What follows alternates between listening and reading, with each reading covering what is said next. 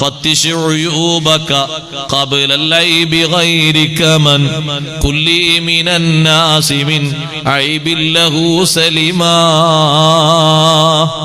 നീ പോരായ്മ പരിശോധിക്കുന്നവനാകരുത്, കൈബ് പരിശോധിക്കുന്ന ആളാകരുത്.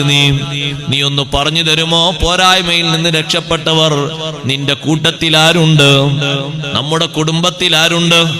എന്നിട്ട് മഹാന്മാര് പറയുന്നു, വലാ തകുൻ കദുബാബിൻ ബിൽ ജുറുഹി വഖഅ ദുന സിഹാഹി മിനൽ അളാഇ മുസ്തലിമാ. നീ ഈച്ചയെ പോലെ ആകരുത്. ഈച്ച കണ്ടില്ല നിങ്ങൾ? കുറെ വന്നിങ്ങനെ കറങ്ങും. എന്തിനാ കറങ്ങുന്നത്? ഈച്ച പരിശോധിക്കാണ്. എവിടെങ്കിലും ഒന്ന് ഇരുന്നിട്ട് ഒന്ന് വലിക്കാൻ പറ്റിയ നീരോ രക്തമോ വലിക്കാൻ പറ്റിയ പൊട്ടലോ ചീറ്റലോ മുറിവൊക്കെ ഉണ്ടോ എന്ന് നോക്കാം.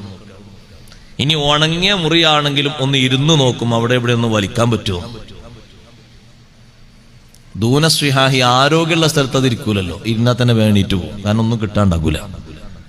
ഇങ്ങനെ ചില കണ്ണ് നല്ല മട്ടുള്ളത് പറയാനോ അല്ലെങ്കിൽ അത് പ്രശംസിക്കാനോ അതിൽ സന്തോഷം പറയാനോ അല്ല.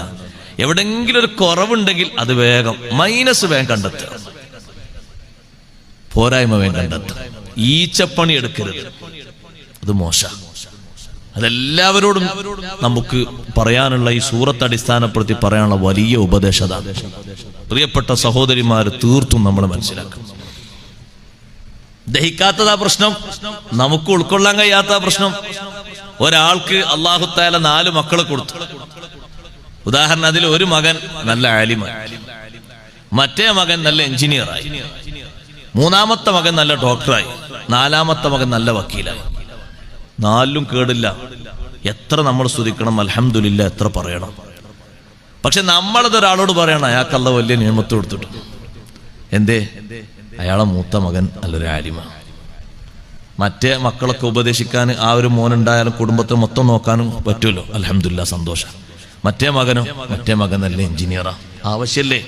സമൂഹത്തിൽ ആവശ്യമുള്ള തന്നെയല്ലേ, ഒരു മോശം അതിലില്ലല്ലോ, ഫർള് കിഫായ തന്നെയല്ലേ. മറ്റേ ആള് ഡോക്ടറാണ്, മറ്റേ ആള് വക്കീലാണ്.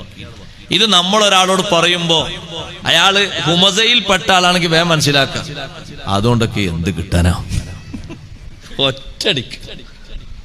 അങ്ങനെ കുറെ എഞ്ചിനീയർ കുറെ വക്കീലൊക്കെ ആയിട്ട് ഇവിടെ എന്ത് കിട്ടാനാ? എന്താ വിഷയം സഹോദരങ്ങളെ? അത് ദഹിച്ചിട്ടില്ല.